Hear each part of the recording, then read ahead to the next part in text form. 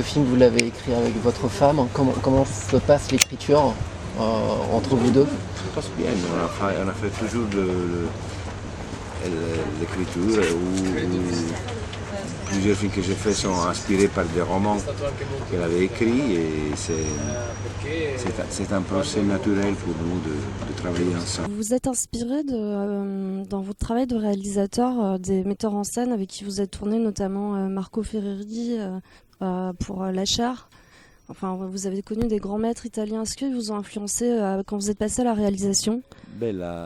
J'ai eu la chance de travailler avec Ettore Scola, Marco Ferreri, Mario Monicelli, Jacques Rivette, plutôt que Marco Bellocchio, Gianni Amelio, Tornatore, beaucoup de grands metteurs en scène qui m'ont inspiré beaucoup, mais sans que je me rendais compte.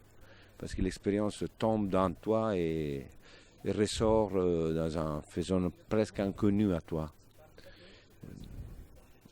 J'ai commencé à imaginer de faire ce métier de metteur en scène parce que j'avais le plaisir de raconter des histoires.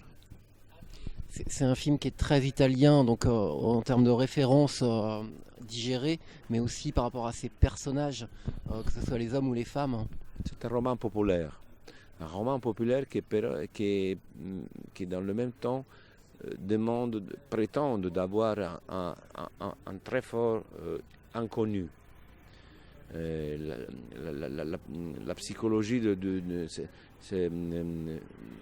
traverse le film, même si c'est un film qui peut sembler crier, parler, raconter, conflits, violence, érotisme, psychologie, tout ça, dans le même temps, il y a quelque chose qui quelque chose qui mormora, tu comprenez, qui mormora sotto così. Questa è un po' la forza del film, secondo me. C'est une fable, vous l'avez décrit dans le dossier de presse comme étant une fable de banlieue. Est-ce que vous pouvez nous expliquer un peu pourquoi une fable et pourquoi vous vouliez faire un film de banlieue aussi? Dans la banlieue, il y a des personnages beaucoup plus intéressants parce qu'il y a des conflits plus forts. Et la recherche du bonheur dans les ultimes de la société, c'est encore plus fort, c'est encore plus animal que dans la bourgeoisie. Et la recherche de la félicité, du bonheur, pas seulement de l'argent. Et c'est ça que ça rend ce personnage plus intéressant, plus émotionnel, plus inquiétant dans un certain sens. Et je voulais faire un film dramatique, bien sûr, mais pas triste. Et alors la couleur du film, c'est plein d'énergie, la couleur, la force. C'est un film qui commence avec une femme qui se promène et qui termine avec une femme qui se promène. J'ai été forcé à arrêter les photogrammes pour l'arrêter. L'équilibre justement entre le rire et les larmes, on voit que vous avez pris un grand soin à alterner entre l'un et l'autre. Mais ça c'est très italien, non? Comédie italienne, ça veut dire aussi inquiétude, solitude, comicité, tragicomédie, tout ensemble. Et justement, le tout ensemble aussi se traduit par la musique, où vous mélangez des styles qui sont très différents les uns des autres. Très différents, comme dans un puzzle.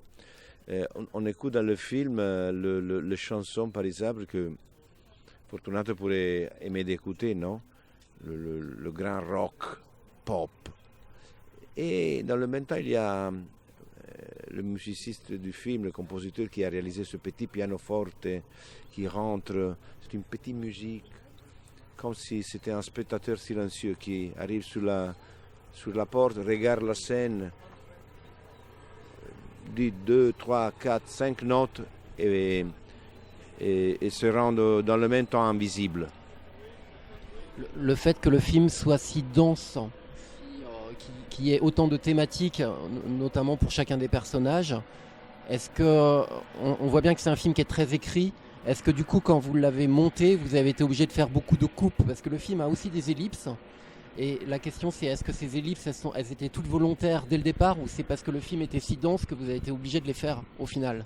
Non, le montage, c'est la dernière écriture. Ça veut dire qu'il y a une écriture qui s'est réalisée par le scénariste et avec laquelle cette écriture on arrive sur le plateau et on commence à réécrire le film à travers le jeu, par exemple.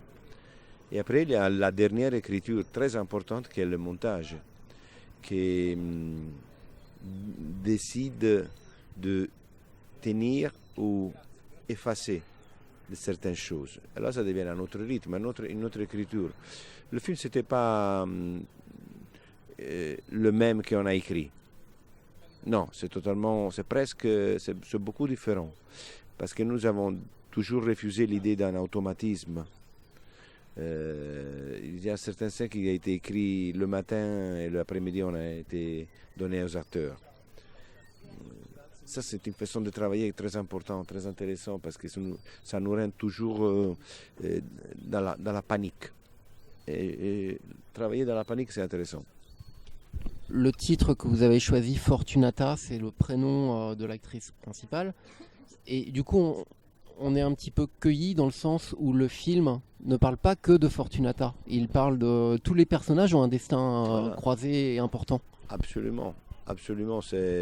Fortunata, c'est comme un miroir. Devant Fortunata, on va trouver tous les hommes du film, par exemple. Le psychothérapeute, l'ex-mari, plutôt que le jeune ami fragile de Fortunata. Et Fortunata, c'est aussi un destin. Hein. C'est seulement un nom, le nom de la protagoniste, c'est un destin. Nous, on dit en Italie, beata te, sei fortunata. Tu as de la chance dans la vie. Elle perd tout. Elle perd tout. Elle perd le magasin, le shop, elle perd l'amour, elle perd tout. Elle perd presque la fille. Mais elle gagne une conscience. Elle gagne la conscience que l'évolution, ce n'est pas quelque chose d'extérieur, c'est quelque chose que tu as à travers dans toi. C'est une sfida, un challenge que tu fais à toi-même. Vous citez Antigone, Créon.